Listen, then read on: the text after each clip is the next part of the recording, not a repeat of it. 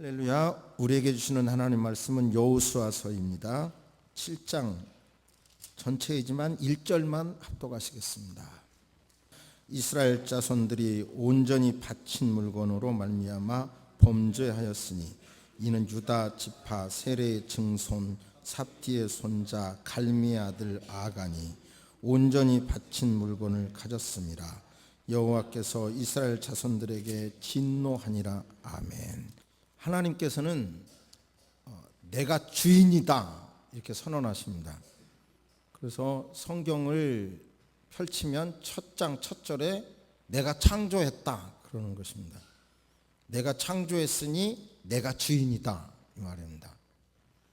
근데 그것을 인정하는 사람과 인정하지 않는 사람은 이제 모든 면에서 차이가 납니다. 여기서 또 중요한 것은 말은 인정하지만 실상에서 인정하지 않는 사람들이 상당히 이제 혼란에 빠집니다. 내가 주인이다. 성경은 내가 창조했으니 내가 주인이다. 대한민국 헌법도 대한민국은 민주공화국이다 이렇게 딱 선언합니다. 그러니까 이 선언을 기초로 모든 것을 풀어가야 정상입니다. 여기서 혼동되면 다 헷갈립니다. 이것이 얼마나 혼동이 되는지 좀 한 사례를 먼저 말씀을 드리고 본문을 소개하겠습니다. 아버지가 재혼을 하게 되자 이복 동생, 자매가 이복 동생을 여동생을 가지게 됩니다. 그런데 이복 동생은 공부를 잘해요. 그러니까 학교에 가서도 인정을 받습니다. 어릴 때 자꾸 공부를 잘하면 인정받잖아요. 집에서도 자연히 둘째를 사랑합니다. 아버지까지도. 그러니까 이 자매는 빼앗겼다. 아버지를 빼앗겼다. 이 결혼으로 아버지를 빼앗겼다라고 생각하고 동생을 미워합니다.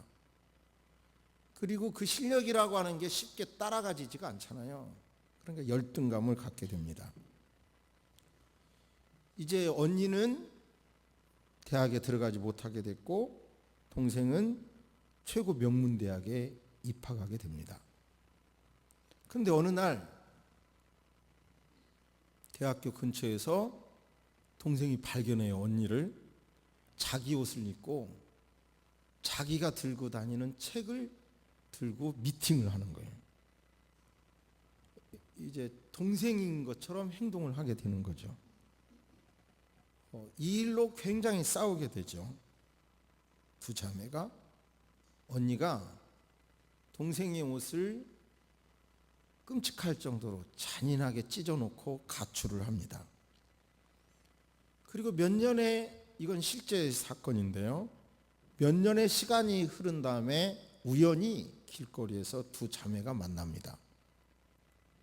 어떻게 지내냐고 그러니까 동생은 자기 명함을 주는데 지방에 있는 모 국립대학의 전임 강사였고 그 명함을 줍니다.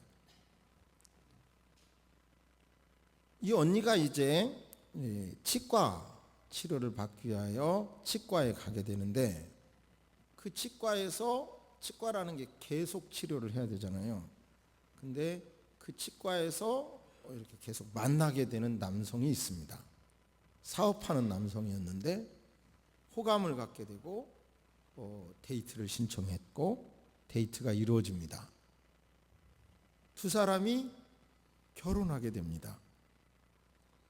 그런데 이 여자는 이미 결혼을 하고 있었어요. 자식이 있었어요. 그러니까 이제 두 번째 결혼한 그 남편하고 살면서 이제 지방대학에 강의하러 간다고 일주일에 이틀 집을 비웁니다. 그 사이에 옛날 집에 가 있는 거예요. 그런데 이제 점점 그 결혼을 이루어지게 하기 위해서 임신했다고 그러는데 배가 점점 부르잖아요. 옛날 남편에게는 출산을 위해서 친정에 간다고 하고 돌아와서는 사산했다고 합니다. 그리고 두 번째 결혼한 사람하고 이제 그렇게 계속 살아가는데 사건이 발생합니다. 굉장히 헌신적이에요. 전의 남편에게도 헌신적이고 두 번째 결혼한 남자에게도 굉장히 헌신적이에요. 그런데 어느 날 그 남편의 부동산에 고액을 융자를 받습니다.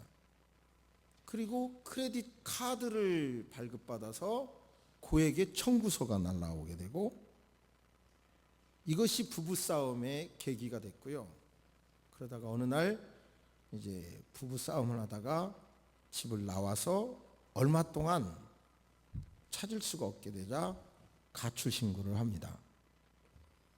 그런데 그 사이에 그 대학 전임 강사가 자기 호적 등본을 띄워보고 깜짝 놀랍니다. 자기가 결혼한 거예요. 자식까지 있는 거예요. 그러니까 그 주소지의 남자를 찾아오게 돼서 왜 이렇게 이런 일을 했느냐 이렇게 했던 거고요. 근데 이 여자는 씀씀이가 컸고 바로 그 언니하고 살고 있는 남편의 부동산에 자기가 융자를 받았던 거고 크레딧 카드를 발급받아서 돈을 썼던 거예요.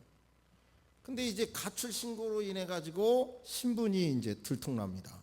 언니는 혼인 신고를 자기는 했기 때문에 할 수가 없잖아요. 동생 이름으로 했던 거고 동생은 또 알고 보니까 자기가 혼인된 걸 알고 그 언니하고 살고 있는 그 남자의 재산이 있는 걸 알고 그것에서 융자를 받았고 또 크레딧 카드를 썼고요. 근데 또 그 아이가 실제로는 임신하지 않았는데 임신했다고 속였고 그러기 위하여 아이를 데리고 오기 위해서 경기도 어디에서 아이를 유괴했던 거고요. 그리고 유괴했던 것이 또 들통날까 봐 살인 교사를 했던 거고요.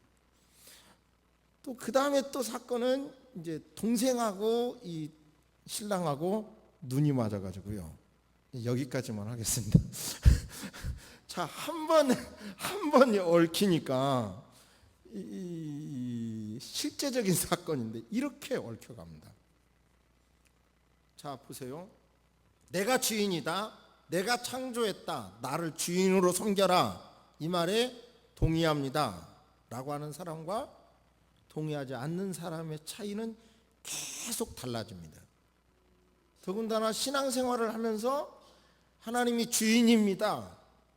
말은 그러면서 그것을 실제적으로는 동의하지 않고 살아가는 사람들은 이렇게 이중적인 생활로 많이 얽히게 됩니다. 지난주에 우리는 여리고성 정복에 대해서 이 말씀을 들으면서 차라리 믿음이 없으면 말하지 않아야 된다. 그래야 무너진다. 저와 여러분들의 삶에 그렇게 크게 버티고 있는 여리고 성들이 지금도 무너지지 않고 있는 이유는 따지고 보면 믿음이 없는 소리 때문에 그래요. 그리고 더 중요한 것은 나는 옳은 소리다라고 막 주장하지만 확실한 것은 옳은 소리라는 게 이성에 기초한 소리입니다. 더군다나 그 이성에 기초한 소리는 세상 이치와 맥을 같이 하기 때문에 파괴력이 있습니다. 설득력이 있습니다. 그러므로 때로는 우리는 이성에 맞다 하더라도 하나님의 뜻과 어그러지게 될 때에는 하나님의 일을 취소시킬 상황에서는 차라리 말하지 마시기를 바랍니다. 악의 도구가 되지 말기를 주의 이름으로 축복합니다.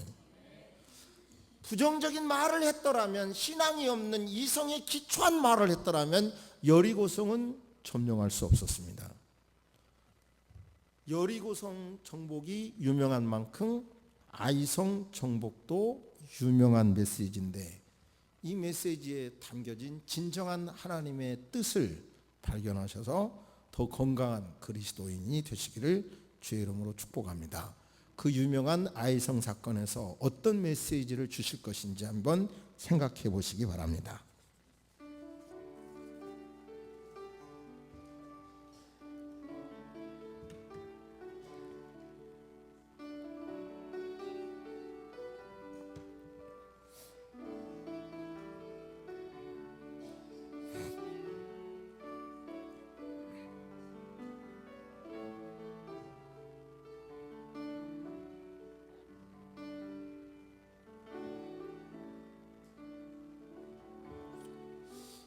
장군 여호수아가 여리고성을 점령한 다음 아이성으로 정탐꾼을 보냅니다. 항상 했던 일이고 지난번 여리고성 정복할 때에도 정탐꾼의 보고대로 제안대로 전쟁을 대비했었거든요. 정탐꾼은 정탐하고 와서 말하기를 백성을 다 올라가게 하지 마세요. 2, 3천 명만 보내도 되겠어요. 아이성은 그렇게 큰 성이 아니기 때문에 강한 게 아니기 때문에 2, 3천 명만 올라가서 아이를 치게 하세요. 그들이 소수이니 그 모든 백성을 다 보내는 수고할 필요가 없습니다. 그랬어요. 그런데 그 정탐꾼의 보고대로 그걸 근거해서 3천 명을 아이성 공격하기 위해서 파병했는데 결국은 그 전쟁을 지고 말았죠. 도망 나오는 거예요. 등을 보인 겁니다. 그리고 36명이 죽습니다. 그 전쟁 실패 앞에 여호수아는 통곡합니다. 여호수아와 장로님들이 하나님의 법궤 앞에서 통곡을 합니다. 머리에 티끌을 뒤집어 썼다는 건 아주 최고의 슬픔을 표현하는 건데, 한마디로 요질은 하나님 요단 저 동편에서 그냥 살게 하시지 왜 이 서편 공격을 하라고 하셔서 우리가 적군들에게 등을 보임으로 이제 이 가나안 원주민들이 뭉쳐서 우리를 대항하면 어떻게 되겠습니까? 하나님의 이름은 땅에 떨어지고 우리는 여기서 죽을 수밖에 없는 이 환경이 돼버린 겁니다. 통곡을 해요. 하나님께서는 물론 일어나라 어찌하여 엎드려졌느냐 언약을 어겼기 때문이다. 그들이 온전히 바친 물건을 가져갔다, 도둑질했다, 지금 숨기고 있다 라고 말씀합니다. 여기서 우리는 중요한 걸 알아야 돼요. 아이성이 얼마나 살았을까? 성경에 숫자가 나오지 않으니까 고고학적인 자료와 모든 것을 동원해서 제가 추측해 볼 때 2, 3천 명 살았어요. 여리고성은. 그런데요, 아이성은 얼마가 살아있는 줄 아십니까? 죽인 사람만 해도 8장에 보면 1만 2천 명이에요. 그럼 우리는 속고 있어요. 아이성이 정탐꾼이 말한 대로 작습니다. 소수입니다. 그런데요, 아니에요. 1만 2천 명을 죽였어요. 속고 있는 거예요. 저는 이 정탐꾼들이 스파이가 돼서 계획적으로 숨겼다고 생각하지 않습니다.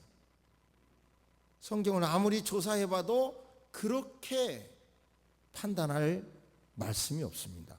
확실한 것은 하나님께서 1절에서 이미 죄를 졌기 때문에 진노하셔서 진노하겠다고 계획하셨고 그 계획이 이루어지기 위해서 정탐꾼의 눈이 뒤집힌 거예요. 제대로 못 본 거예요.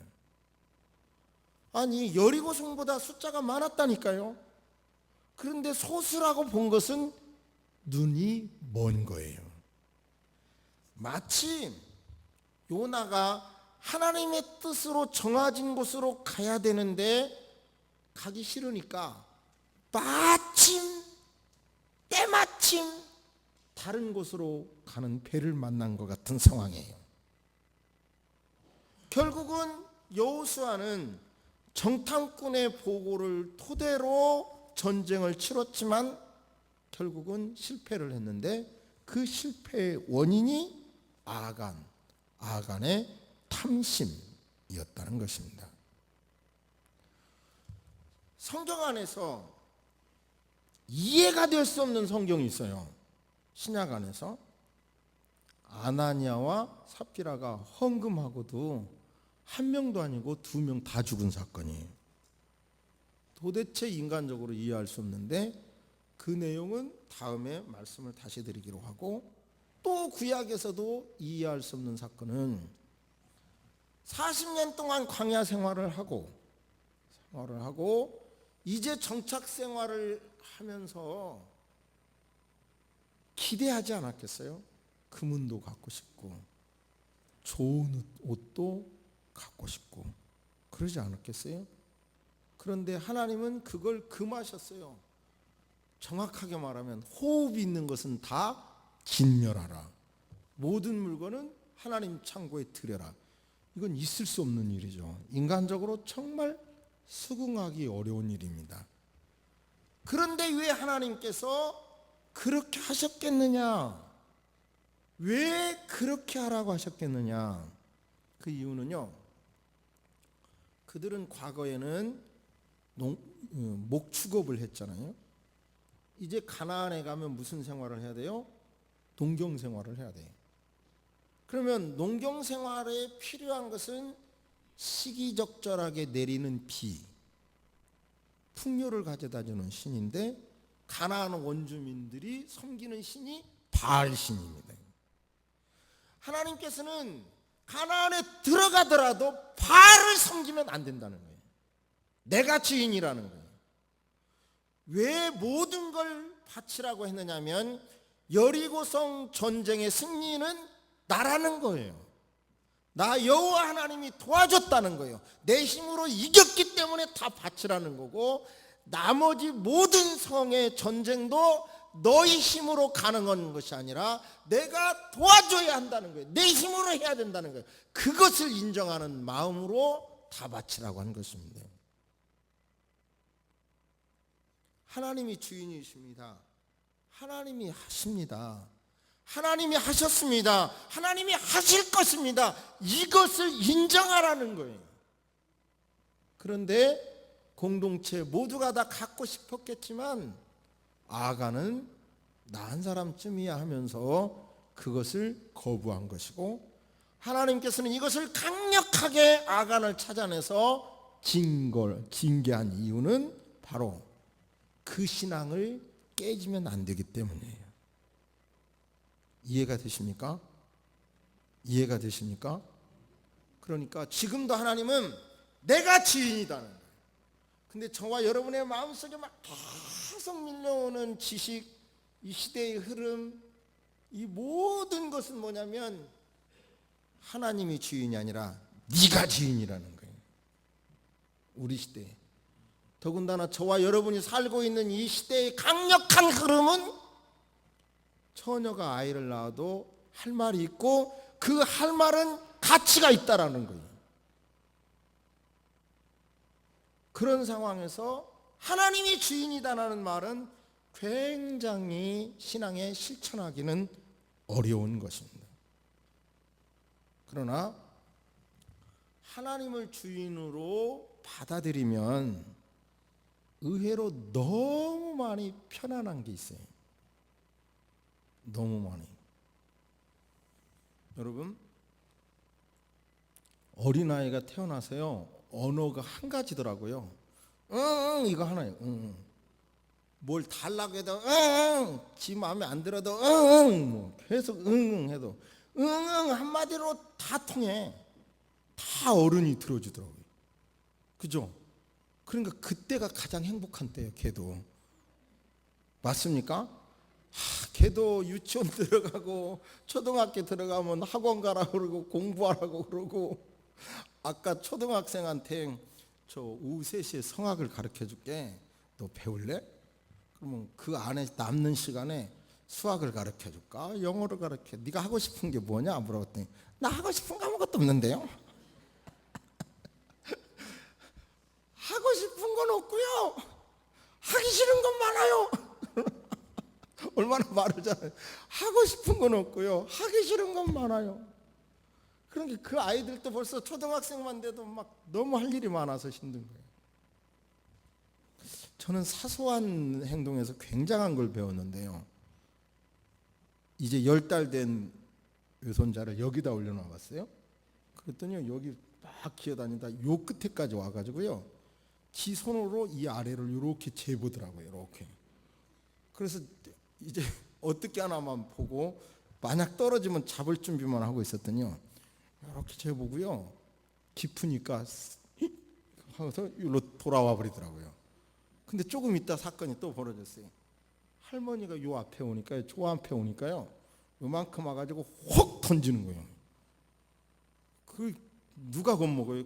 걔가 겁먹어요? 내가 겁먹어요? 제가 겁먹고 허겁지겁 잡았죠. 그렇지 않으면 요 아래 떨어졌죠. 그러니까 걔 마음속에는 그냥 어른을 믿는 거예요. 믿는 거. 저와 여러분의 신앙이라고 하는 건 어찌 보면 우리 시대의 수많은 통계가 수많은 자료가 우리의 문화가 네가 주인이라고 하는 것에 하나님 아니라니까.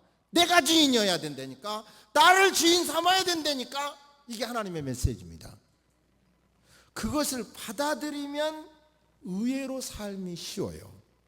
그런데요, 받아들이지 않으면 그때부터 얼마나 복잡한 일이 생기는지 말씀을 드립니다. 여러분, 하나님의 말씀에 보면 디모데전서 6장 한번 찾아보십니다. 시간이 걸려도 찾아보십니다.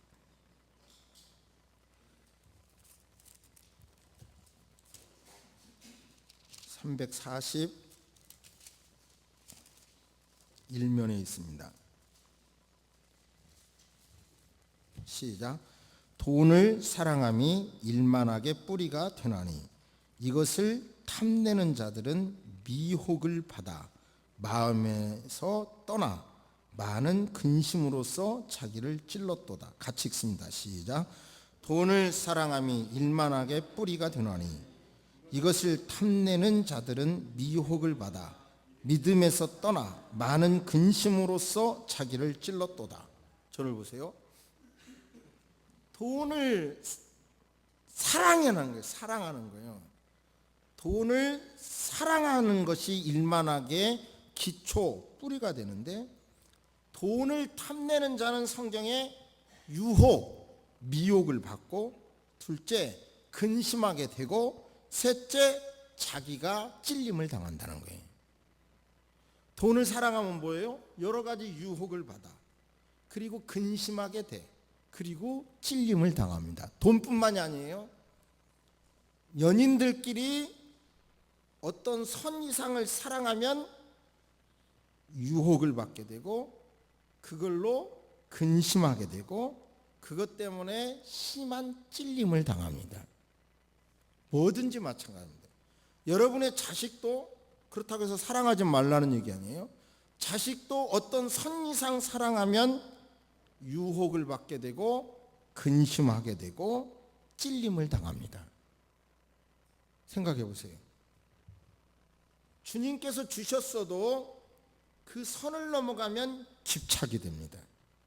돈도 필요하지만 선을 넘어가서 탐심이 되면 집착이 되고 근심하게 되고 본인도 찔리고 남도 찔립니다. 잠언서 18장 말씀을 한 절 더 소개합니다. 무리에게서 스스로 갈라지는 자가 소유를 따르는 자라. 자기 소욕을 따르는 자라. 무리에게서 스스로 갈라지는 자는 자기 소욕을 따르는 자라. 예를 들어 가정 공동체에서 갈라지는 자는 자기 소욕을 따르는 자라. 더 유명한 말씀이 있죠. 돈을 사랑하지 말고 있는 바를 족한 줄로 알라. 있는 바를 족한 줄로 알라. 그가 친히 말씀하시기를 결코 너희를 버리지 아니하고 너희를 떠나지 아니하리라. 이 말씀은 누구를 두고 했냐면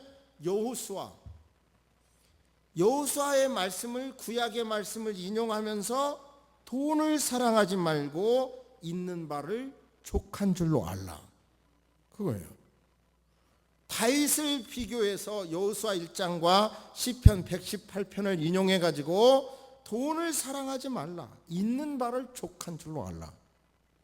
그러니까 돈을 사랑하고 있는 바를 족한 것으로 여기지 아니하면 근심하게 되고 유혹을 받게 되고 그것이 여러분을 찌를 것입니다. 여러분에게 찌름이 있습니까? 그렇다면 아직 뭔가를 탐심하고 있는 겁니다. 그것을 내려놓으시기를 바랍니다. 그것이 결국은 여러분을 어렵게 하고 모두를 어렵게 하고 아이성 실패의 요인이 되고 여러분 스스로의 삶을 무너지게 하는 것입니다. 구체적으로 이 말씀을 어떻게 적용하실 것인지 스스로 한번 생각해 보시기를 바랍니다.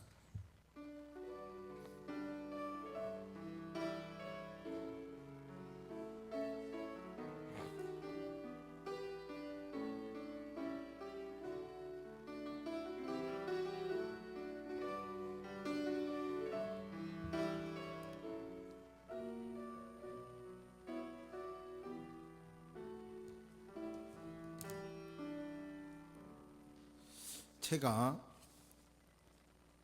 저를 통해서 말씀드리겠습니다. 왜 만족하지 않게 되는지. 예를 들어서 적어도 제가 보기에는 되게 쇼를 잘하고 비인격적인 사람이에요. 쇼를 되게 잘해요. 그리고 학력증명서를 띄면 고등학교 이상 교과부 장관이 인정할 학력을 하나도 없는 사람이야. 그런데 자기가 대단한 무슨 학자처럼 대단한 뭐처럼 막 이렇게 떠들어요. 공부를 한 걸 피면 저보다 택도 없이 공부도 안 했어. 그런데 교회는 저보다 몇 배가 커. 그냥 놔두면 아무렇지 않아. 그런데 비교해 보면 짜증이 나요. 그냥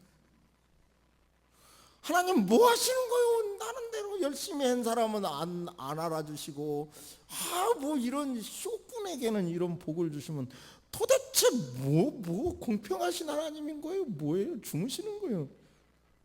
목사인 나도 가끔은 그래요.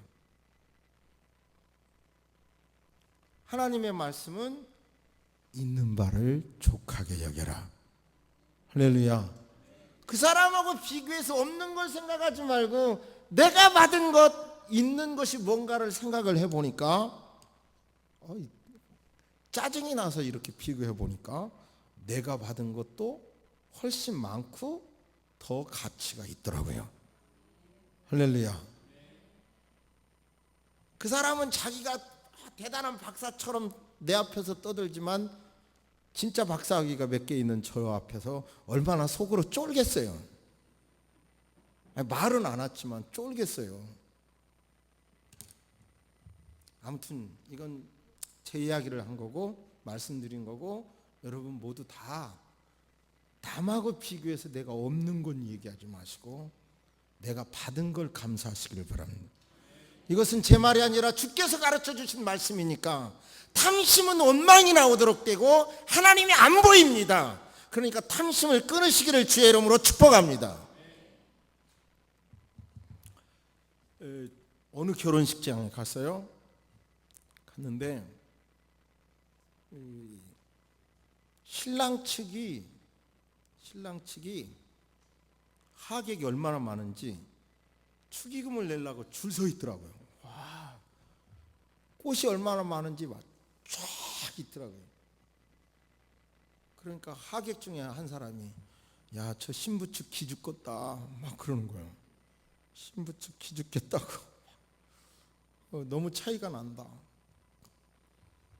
그래서 제가 신부한테 가가지고 야, 신랑 측에 꽃도 많이 오고 손님도 많이 와서 너네 아버지 어머니 기죽을까 겁난다 그랬더니 기죽게 생겼어요. 그래서 아니야, 너네 아버지는 공무원으로 성실하게 살았으면 그게 최고인 거야. 너 스스로 그걸 인정해야 돼. 진심으로 그랬어요. 세상 사람들은 눈에 나타난 이런 것을 보지만 그리스도인이라고 하면 내가 공무원이 됐든 어떤 기술자가 됐든 그 일에 소박하게 최선을 다했으면 그것으로 기죽을 것도 없고 만족하고 감사해야 그리스도인이십니다. 할렐루야. 그 마음을 가지시기를 주의 이름으로 축복합니다. 독일에 얼마 동안 휴가 다녀온 분 얘기입니다. 독일은 자기 기술 계통의 최고를 마이더스라고 한다나? 그거가 되면요 모두가 존경한다고 그러는데요. 독일에 다녀와서 쓴 글을 보니까 독일 사람들은 업무상 대화하면서 휴대폰을 안 보더래요. 안 갖고 나오고 보지도 않더라는 거예요. 그 시간에는 근무 시간이니까 그것에만 최선을 다한다는 거예요. 여러분, 지금 자본주의는 심각한 모순점을 드러내고 있는데요. 이 본문 앞에 저와 여러분은 어떻게 살아야 될 것인지 다시 한번 생각해 보시기를 바랍니다. 이것은 제 말의 이야기가 아니라 일반 사회에서도 인정하는 내용입니다. 막스 베버라고 하는 학자가 있는데 그 사람이 어느 날 조사하는 거예요. 이상하네. 왜 캐톨릭 국가보다 장로교 신앙으로 무장한 청교도들이 유럽이나 미국이 잘 살지? 경제적으로 잘 살지? 라고 하는 질문을 갖게 됩니다. 그러면서 그분이 찾아낸 이론이 저 신앙을 가지면 절제 생활을 한다는 거죠. 장로교 신앙을 가진 사람들이 절제 생활을 하더라는 거예요. 금욕적인 절제 생활을 하고, 그리고 나가서 직업이 하나님이 주신 소명으로 여기더라는 거예요. 그러니까 하나님이 주신 직업이라고 생각하고 열심히 일하더라는 거예요.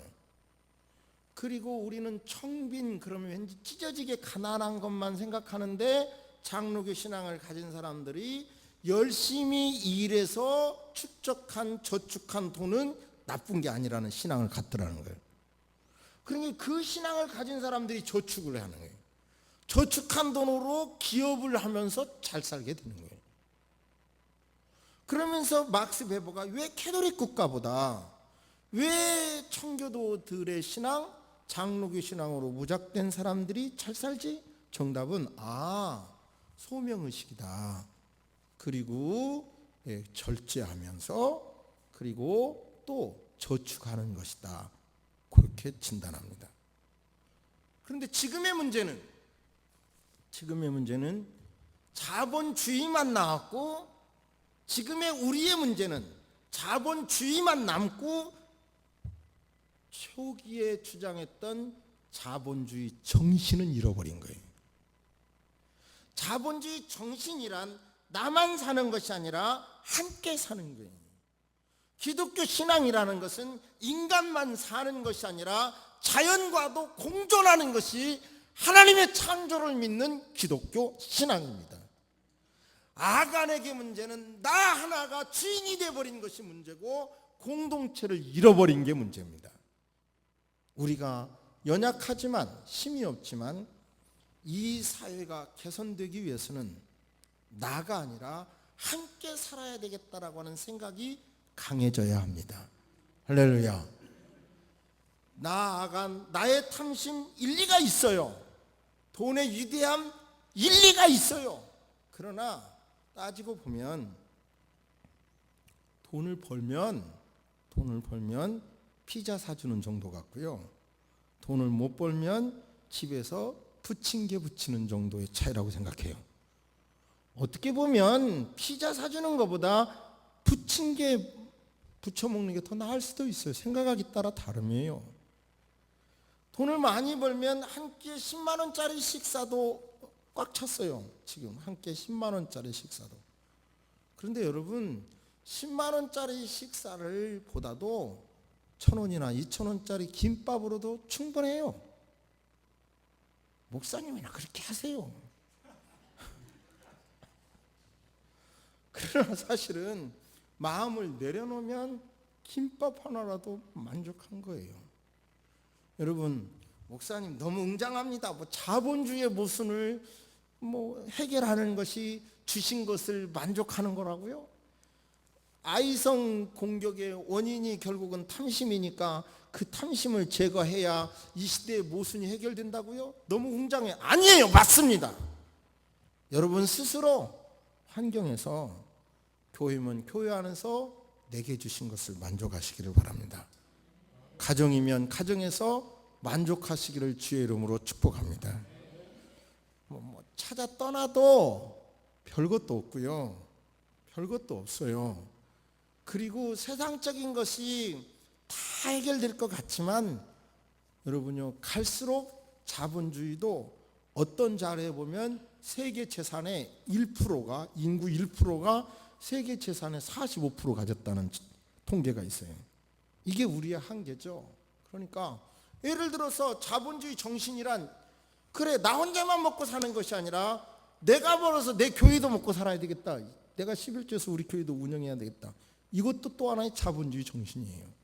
나만 사는 것이 아니라 여러분요, 내가 내 가족을 돌봐야 되겠다. 이것도 또 하나의 건강한 자본주의 정신이고, 이 공동체를 자꾸 생각하는 것이 건강한 자본주의 정신이고, 여러분 나만 바라보는 이런 못된 습성에서 이것 때문에 결국은 더 큰 손해를 입는다는 것을 명심하시고, 아간을 기억할 때마다 탐심을 십자가에 못 박겠다고 다짐하는 여러분 되시기를 주의 이름으로 축복합니다.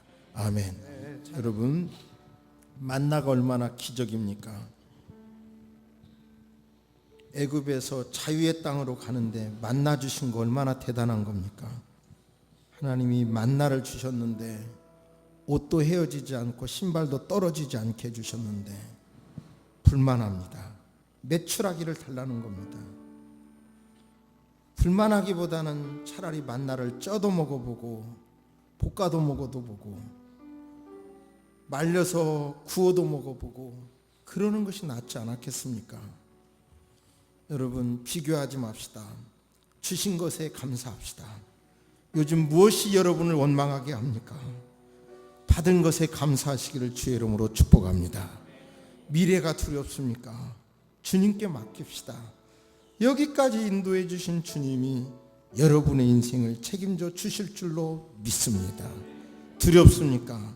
여호수아의 말씀은, 두려워하지 않던 여호수아의 말씀, 다윗 천만인이 나를 짓밟으려고 해도 하나님이 나와 함께 하시면, 하나님이 나의 힘이시면 나는 넘어지지 않을 거라고 하는 확신을 가지시기를 주의 이름으로 축복합니다. 여러분의 믿음대로 하나님이 축복해 주실 줄로 믿습니다. 오늘 세례식이 있어서 바로 축도하겠습니다. 지금은 우리 주 예수 그리스도의 은혜와 우리 하나님의 놀라우신 사랑과 성령님의 감화감동 교통하심이, 탐심이 얼마나 무서운 것인가를 깨달은 모든 성도 위에 이제로부터 영원토록 함께 있을지어다. 아멘.